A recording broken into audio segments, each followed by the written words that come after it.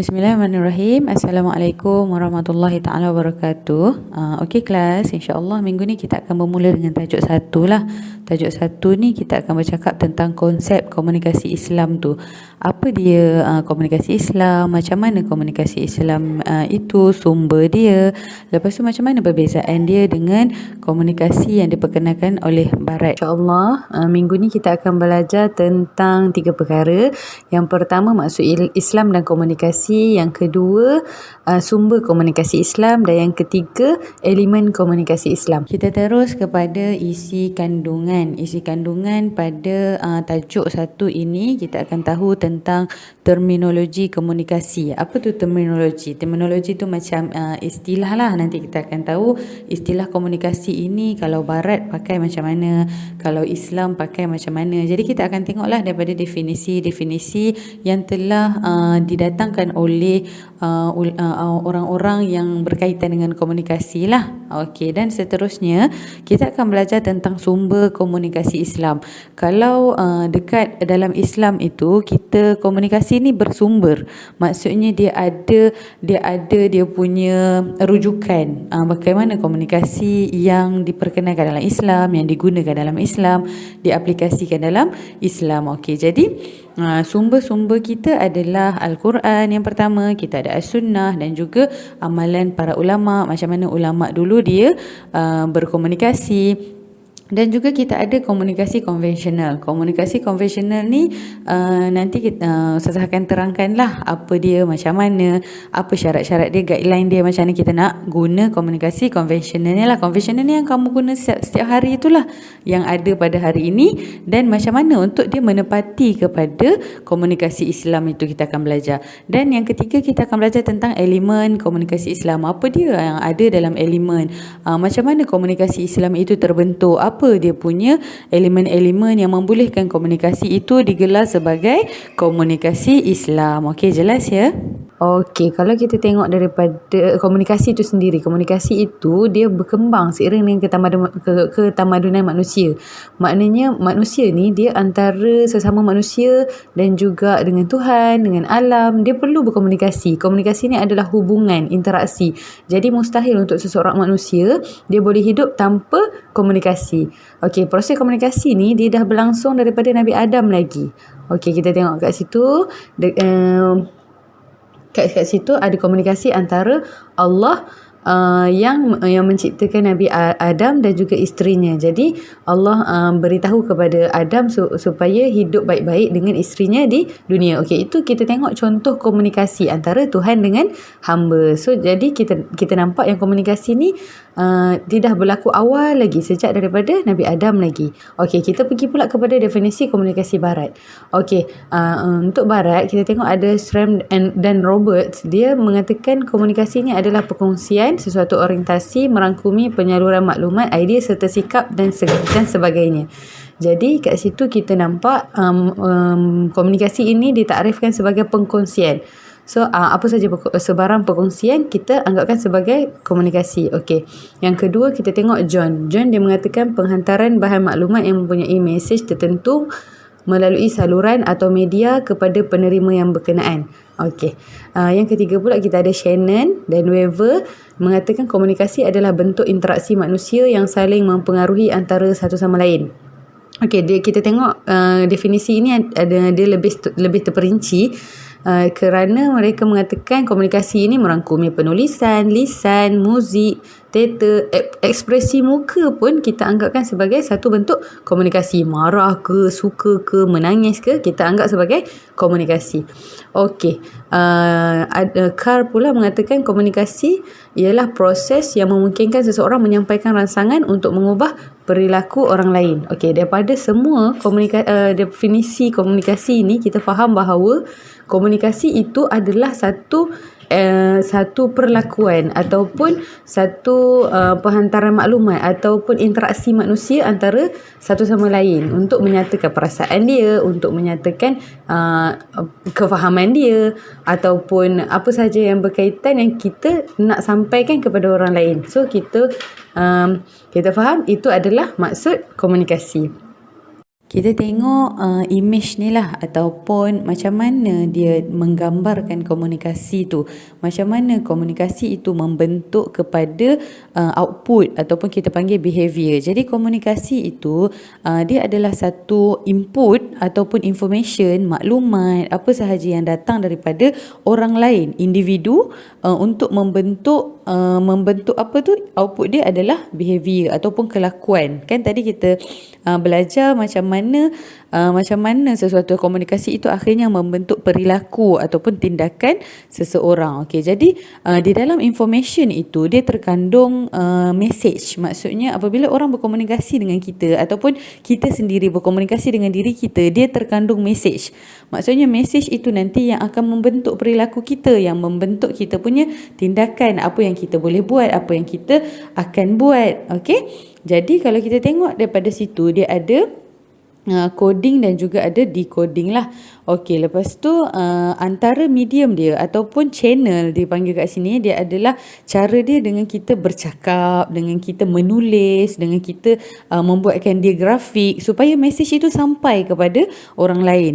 Video pun sama kan. Jadi ini adalah bentuk-bentuk komunikasi yang akhirnya membuatkan individu lain ataupun sebenarnya apabila kita bercakap dengan diri kita sendiri pun itu digelar komunikasi juga. Dan apabila kita bercakap dengan diri kita atau kita bercakap dengan orang lain, kita menyampaikan mesej, kita menyampaikan sesuatu information sehingga akhirnya kita mampu untuk bertindak ataupun membentuk perilaku kita, membentuk kita punya kefahaman, membentuk kita punya kepercayaan. Itu adalah fungsi komunikasi. Kalau tengok kat situ dia kata what I mean kan. Orang yang bercakap tu saya bercakap macam ni. Tak kira lah dia melalui proses yang macam mana, melalui penulisan ke kan, tulis status dekat media sosial. Itu ada komunikasi juga sehingga sampai kepada kefahaman orang yang di sebelah sana. Maksudnya yang penerima. Okey, itu dipanggil itulah akhirnya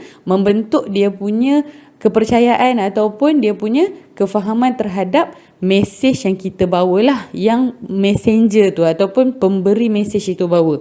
Jadi maklumat itu dia melalui satu medium, satu fasa yang tak kiralah apa sahaja bentuk dia, sama ada penulisan ke, sama ada ucapan ke, lisan kan, ataupun bahasa isyarat mungkin, dan akhirnya membentuk kefahaman penerima mesej. Ini adalah dia punya satu gambaran macam mana komunikasi itu membentuk daripada satu individu kepada individu lain tentang kefahaman. Okey, ini yang kita bayangkan daripada dua individu lah. Maksudnya dia antara individu, komunikasi antara individu, tak kira lah dalam keluarga ke, dengan kawan-kawan ke dan sebagainya. Okey.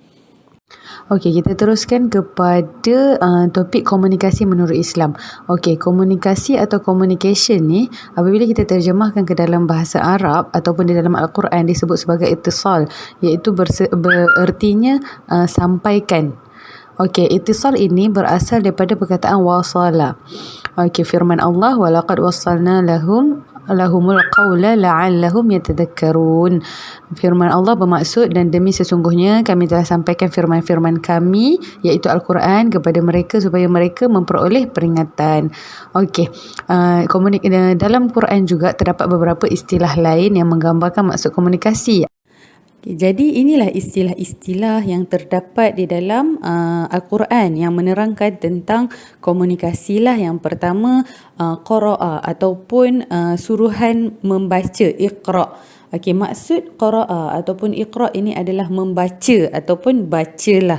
Maksudnya kat sini kita tengok kan, semua pun pernah dengar kan, kalau wahyu pertama dulu Allah meminta untuk ataupun Jibril dia menyampaikan firman Allah kepada Nabi Muhammad dan meminta untuk Nabi Muhammad membaca. Jadi membaca ataupun bacalah itu adalah satu komunikasi, contoh komunikasi dekat dalam Al-Quran. Melalui pembacaan itu seseorang itu mendapatkan maklumat. Okey, jadi itulah ayat Quran tu, a'udzubillahi minasyaitonirrajim, fa idza qara'tal qur'ana fasta'iz billahi minasyaitonirrajim, sadaqallahul azim.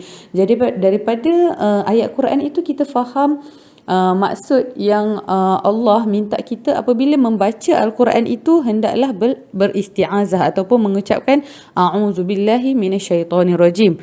Kan kita berlindung daripada syaitan, maksudnya godaan syaitan ketika kita membaca Al-Quran itu. Jadi membaca ataupun perintah Allah untuk kita membaca itu adalah salah satu komunikasi yang ditunjukkan dalam Al-Quran. Jadi mesejnya adalah untuk kita membaca a'udzubillahi minasyaitonirrajim, kan.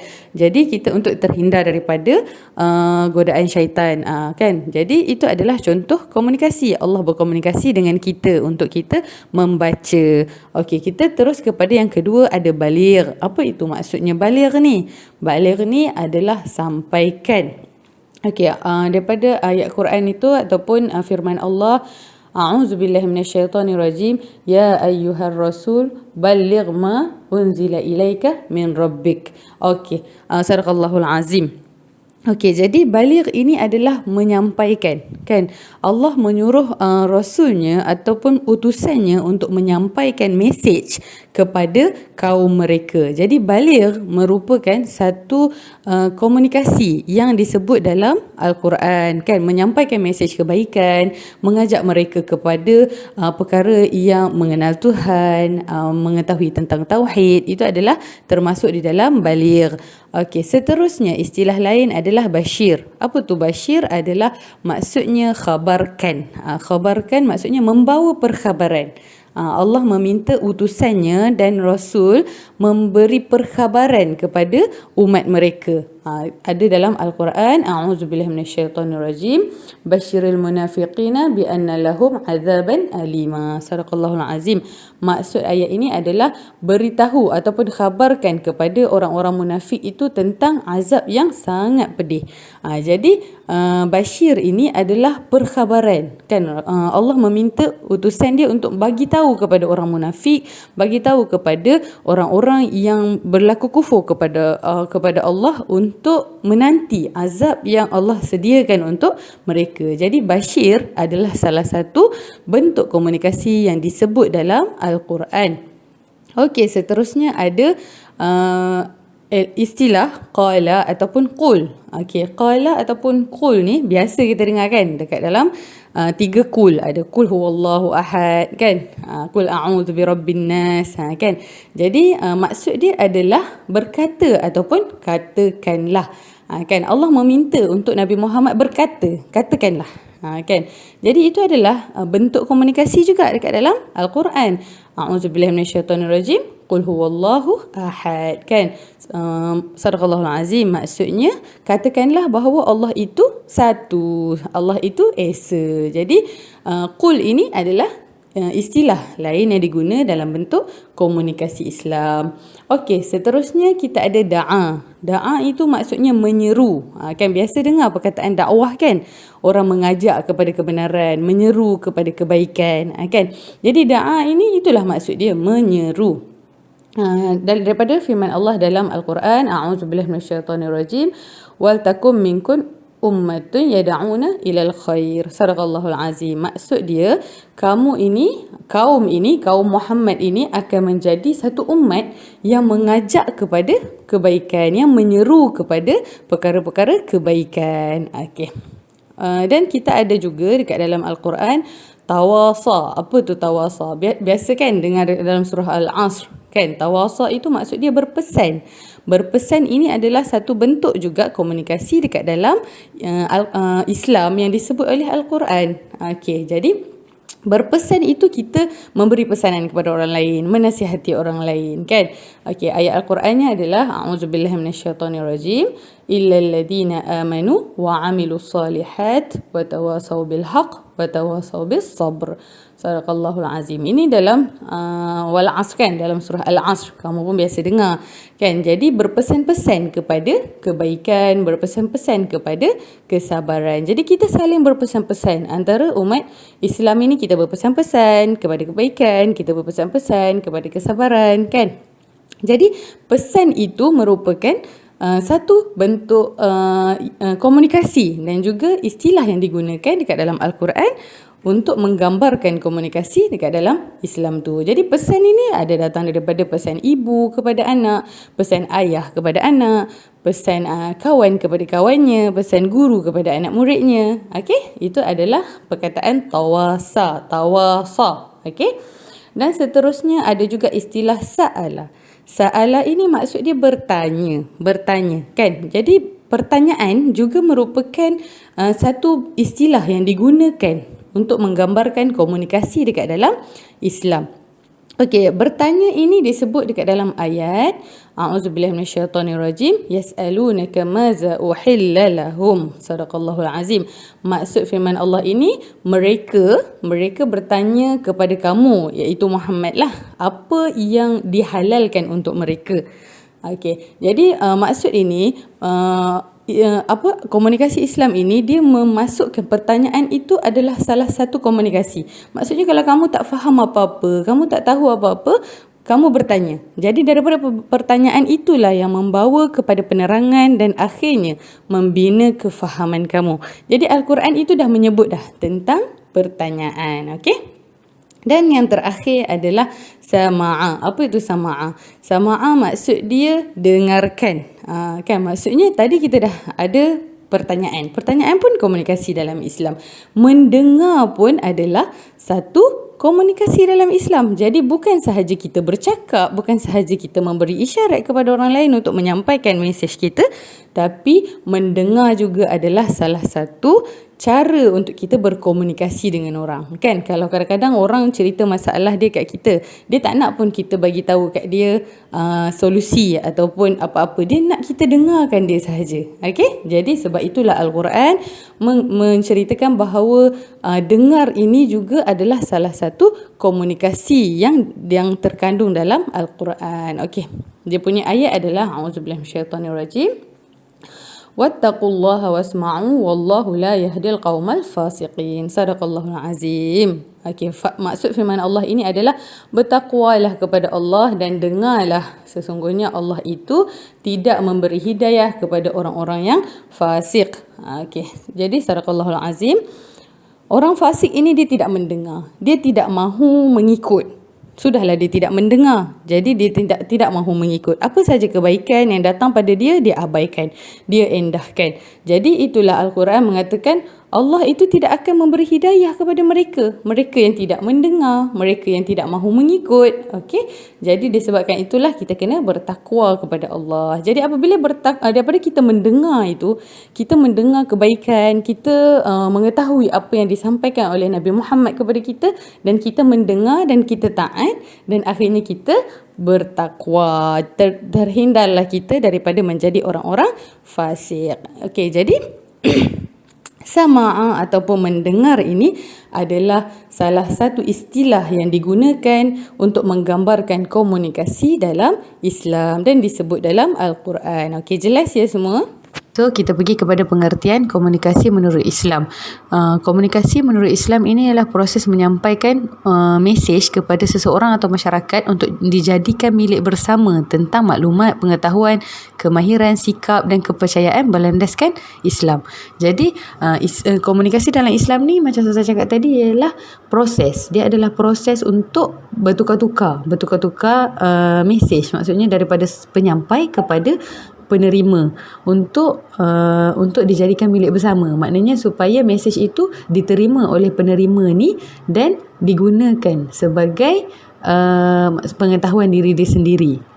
Dan Muhammad Yusuf Hussein dia mendefinisikan komunikasi Islam ni sebagai proses menyampai atau bertukar perutusan dan maklumat dengan menggunakan prinsip dan kaedah komunikasi yang terdapat dalam Al-Quran dan Hadis. Okey, Yusuf Hussein ini dia mendefinisikan komunikasi ini dan dia menambah bahawa komunikasi ini dia menggunakan prinsip-prinsip yang terdapat dalam Al-Quran dan Hadis. Jadi kalau dalam komunikasi dalam Islam, dia mesti bergantung kepada Al-Quran dan Hadis. Maknanya apa saja komunikasi itu mesti berlandas kepada Al-Quran dan Hadis. Kalau kita tengok yang takrifan terakhir ataupun pengertian terakhir yang ditulis oleh Muhammad Taufik Muhammad Syarif lah pada tahun 2018, yang dia telah merangkumi semua pengertian komunikasi menurut Islam lah. Maknanya dia memberi definisi yang menggambarkan keseluruhan kepada komunikasi daripada sudut Islam. Okey, katanya penyampaian mesej dari komunikator kepada komunikan melalui medium yang tertentu bertujuan untuk menyeru kepada kebaikan dan mencegah kemungkaran. Okey, jadi jelaslah kat situ dia ada antara mesej ni daripada siapa? Komunikator, orang yang berkomunikate itu. Kepada siapa? Kepada komunikan, orang yang menerima mesej tersebut.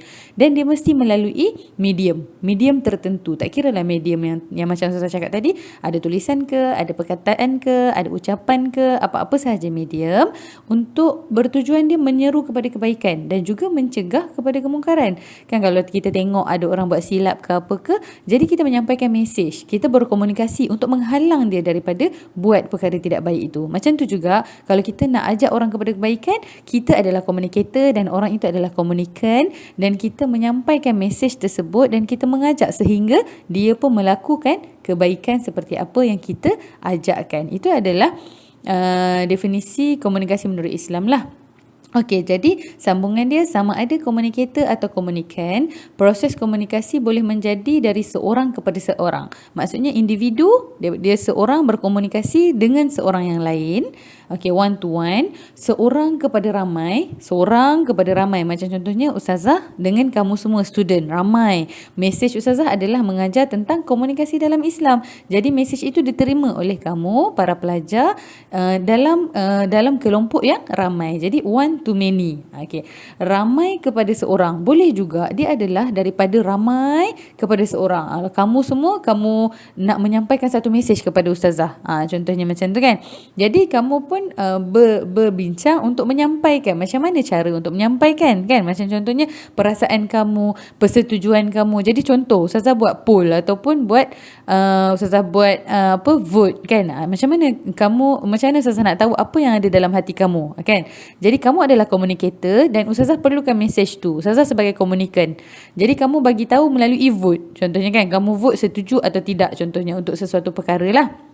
Jadi kamu setuju melalui vote tu, Ustazah tahu ramai orang dia bagi tahu Ustazah okey setuju untuk menambahkan lagi tarikh akhir kepada assignment, contoh macam tu. Jadi sampai daripada ramai kepada seorang. Okey, dan ataupun ramai kepada ramai. Boleh jadi komunikasi itu antara grup dengan grup.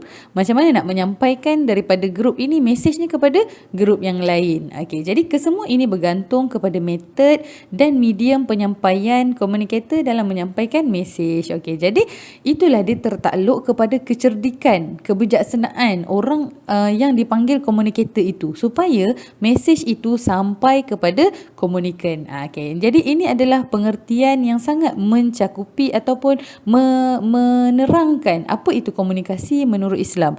Jadi motifnya hanya satu, adalah menyeru kepada kebaikan dan juga menghalang daripada kemungkaran daripada berlaku. Tak kiralah sama ada melalui medium apa sahaja pun, dan melalui tadilah kelompok, sama ada individu ke individu, ramai kepada ramai, seorang kepada ramai, ramai kepada seorang. Tak kiralah dalam apa bentuk sahaja, yang penting dia adalah menyampaikan sesuatu. Mesej itu disampaikan dan menggunakan kebijaksanaan, metod yang digunakan oleh komunikator itu terhadap komunikan supaya komunikasi tersebut menjadi berkesan sehingga akhirnya menyebabkan kebaikan itu terlaksana ataupun dapat mencegah daripada kemungkaran daripada berlaku. Okey, kita pergi kepada sumber komunikasi Islam. Komunikasi dalam Islam ini dia datang bersumber daripada 4 perkara. Yang pertama Al-Quran, yang kedua As-Sunnah, yang ketiga amalan para ulama, yang keempat komunikasi konvensional, iaitu komunikasi yang kita gunakanlah dalam kehidupan seharian kita. Okey, kita pergi kepada Al-Quran. Al-Quran ini adalah rujukan sumber utama yang dijadikan rujukan umat Islam berkaitan kehidupan mereka. Maksudnya hukum hakam, macam mana mereka perlu hidup, macam mana mereka nak jalani kehidupan sebagai seorang hamba Allah, sebagai pentadbir bumi, termasuklah undang-undang, termasuklah macam mana mereka nak beramal ibadat, solat, puasa, zakat, semua ada di dalam Al-Quran. Firman Allah, ya ayyuhalladzina amanu taqullaha wa qulu qawlan sadida. Maksudnya, hai orang-orang yang beriman, bertakwalah kamu kepada Allah dan katakanlah perkataan yang benar. Okey. Ni ada dalil-dalil lagi, kamu boleh bacalah. Dan dalam dalil kedua ni, Allah memerintahkan kita untuk menjadi pembawa kepada agama. Maksudnya kita membawa imej agama lah, untuk menunjukkan bahawa agama Islam ni adalah agama yang benar. Kita ajak orang untuk melakukan kebaikan, kita cegah orang daripada melakukan kemungkaran. Lepas tu kita pula beriman kepada Allah. Okey, jadi yang ketiga pula, ayatnya, ya ayyuhalladzina amanu in ja'akum fasiqun binaba'in fatabayyanu. Okey, kata Allah, apabila orang-orang yang fasik, iaitu orang-orang yang kebanyakan lah, yang kebanyakannya mereka-mereka yang tidak mempunyai keahlian, apabila dibawa satu berita, maka selidikilah. Maksudnya kita kena tabayyun. Kita tabayyun tu kita kena selidik. Betul ke, tidak ke? Al-Quran dah cakap dah benda ni. Kita kena pastikan satu-satu kesahihan berita sebelum kita percaya kepada dia. Tuhan sebutkan supaya kamu tidak menimpakan sesuatu kaum dengan perkara yang tidak diingini, dengan sebab kejahilan kamu mengenainya, sehingga menjadikan kamu menyesali apa yang kamu telah lakukan. Maknanya, apabila sampai satu maklumat kamu baca atau kamu dengar atau kamu terimalah perkhabaran, apabila bukan daripada orang yang ahlinya, kena selidik. Tuhan kata suruh selidik, sebabnya apabila perkhabaran tu ataupun sesuatu maklumat tu dia tidak benar, dia akan menimpakan orang-orang di sekitar kamu tu dengan perkara yang tidak baik. Disebabkan kamu tu tak kaji dia dulu. Okey, jadi jelaslah kat sini bahawa komunikasi Islam ini menjadikan Al-Quran ni sebagai sumber maklumat kita. Okey, yang kedua pula As-Sunnah. As-Sunnah ni apa? As-Sunnah ni ialah percakapan, perbuatan dan pengakuan Nabi Muhammad SAW. Jadi Rasulullah ini dia merupakan seorang yang model kepada komunikasi kita. Rasulullah dah tunjukkan kita macam mana cara berkomunikasi yang betul, macam mana beradab kepada isteri, kepada suami, kepada ibu ayah, kepada adik-beradik. Rasulullah ni dah tunjuk dah macam mana cara komunikasi yang betul, macam mana cara kita dengan sahabat, macam mana semualah. Jadi kita boleh belajar semua ni daripada As-Sunnah. As-Sunnah ni termasuklah macam mana mimik muka Rasulullah, bahasa badan dia bercakap, dia diam, semua kita belajar daripada As-Sunnah. Jadi As-Sunnah ni adalah sumber komunikasi dalam Islam. Ada hadis, maksudnya sesungguhnya Rasulullah SAW bersabda, sesiapa yang beriman kepada Allah dan hari akhir, hendaklah dia berkata baik atau diam. Contoh macam ni. Jadi kalau orang yang beriman kepada Allah, dia sama ada dia memilih untuk berkata-kata baik, ataupun kalau dia tak ada kata-kata yang baik, mulut dia tu asyik nak cakap benda tak elok je, lebih baik diam. Itu yang Nabi pesan kat kita. Jadi Rasulullah ni adalah model kepada komunikasi dalam Islam. Okey, yang ketiga, kita ada amalan para ulama. Amalan para ulama ni pun dijadikan sumber komunikasi dalam Islam. Ulama ni dia adalah orang yang sangat penting dekat dalam agama, sebab dia tu faham agama, dia tahu agama, dia belajar lebih tentang agama. Jadi kita kena berpandu kepada dia. Maksudnya kita kena belajar daripada dia macam mana cara untuk berkomunikasi. Jadi perlakuan dia punya ucapan dia punya peringatan dia, nasihat dia, kita anggapkan sebagai salah satu sumber kepada komunikasi dalam Islam. Okey, Imam Syafi'i pernah menyatakan perdebatan dalam agama akan mengeraskan hati dan menimbulkan rasa dendam. Jadi kita tak perlu pun nak bertengkar dalam agama ni. Agama ni mengajar kita untuk berkasih sayang, mengajar kita untuk maksudnya berlaku baik, berakhlak, beradab. Tidak perlulah kita ni nak asyik nak berdebat dalam agama, tak perlulah kita asyik nak menyalahkan satu sama lain. Macam tu. Okey, jadi kat sini kita anggapkan amalan para ulama sebagai salah satu sumber komunikasi dalam Islam. Okey, yang kita tengok pula apa kata Al-Ghazali lah. Jadi Al-Ghazali ini antara ulama lah yang kita ambil dia punya perkataan dia. Okey, kata Al-Ghazali, sesungguhnya amal ma'ruf menyuruh berbuat kebaikan dan nahi mungkar iaitu melarang perbuatan mungkar adalah jalan yang terbesar dalam agama. Oleh kerana pentingnya perkara ini, Allah mengutuskan para nabinya untuk melakukan perkara tersebutlah, amar ma'ruf dan nahi mungkar.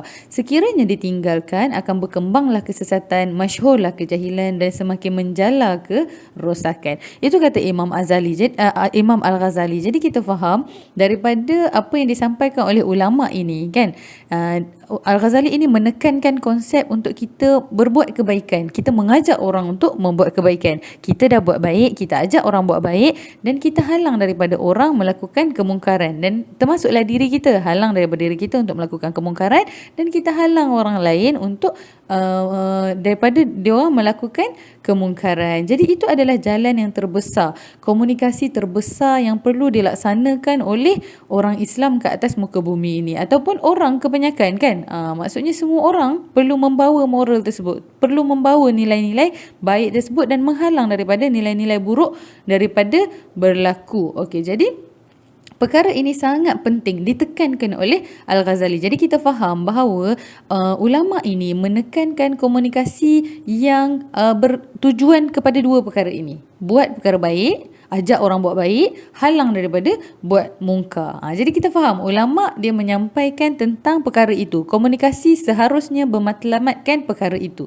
Sebab apa? Sebab itu adalah amanah Tuhan untuk kita kepada Muslim ini ataupun kepada umat manusia ini untuk menjaga keharmonian dunia.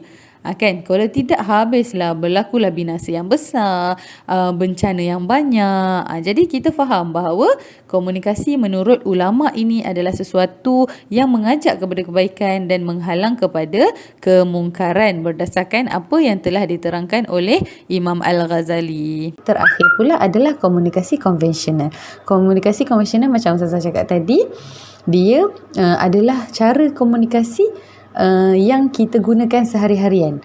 Maksudnya komunikasi macam hari ni kita ada macam mana nak berkomunikasi dengan WhatsApp lah, dengan message lah, dengan telefon lah.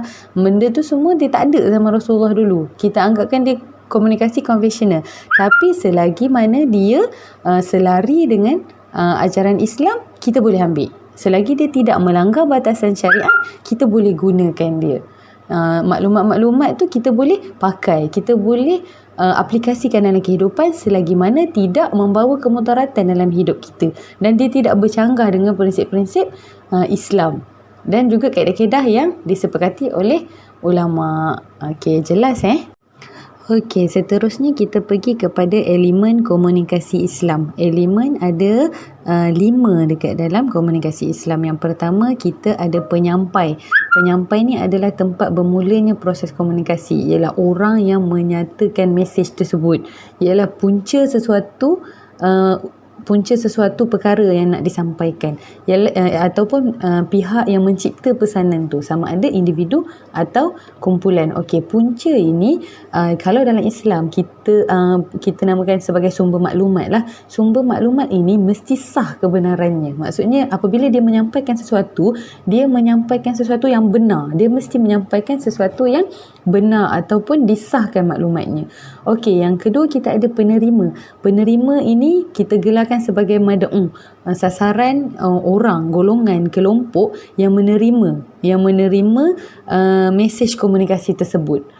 Okey, kalau penerima ini pula dia macam contohnya kita nak sampaikan dakwah ataupun kita nak ajak orang kepada kebaikan. Jadi orang yang kita nak sasarkan tu kita panggil sebagai penerima. Okey.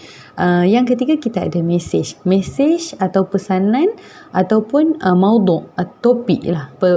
Adalah terjemahan gagasan ke dalam kod simbolik yang boleh disampaikan sama ada menggunakan pertuturan, perbuatan, tulisan, bahasa isyarat, lukisan ataupun gambar. Jadi mesej ni macam contohnya kita nak sampaikan dakwah Islam kita kepada orang yang bukan Islam untuk mengenali. Jadi kita sama ada kita boleh bercakap, sama ada kita boleh buat dalam bentuk poster ataupun kita boleh buat maksudnya daripada media komunikasi yang moden macam contohnya apa-apalah yang media elektronik ataupun cetak. Okey, ini kita panggil sebagai mesej. Okey, mesej ini dia dalam Islam dia bersifat ajakan kepada kebaikan dan dia menolak kepada kemungkaran. Sebab asal agama kita itu Allah mintakan kita untuk ajak orang kepada kebaikan dan untuk halang daripada melakukan kemungkaran. Okey. Yang keempat kita ada medium. Medium ini adalah saluran ataupun media tertentu yang boleh menyalurkan mesej. Dia menjadi perantaraan yang membawa mesej daripada sumber kepada penerima. Tak kiralah apa-apa sahaja medium. Macam saya cakap tadi kan, pakai social media ke, pakai kertas ke, pakai kalau buat seminar tu bercakap ke, itu kita panggil sebagai medium. Forum ke ataupun apalah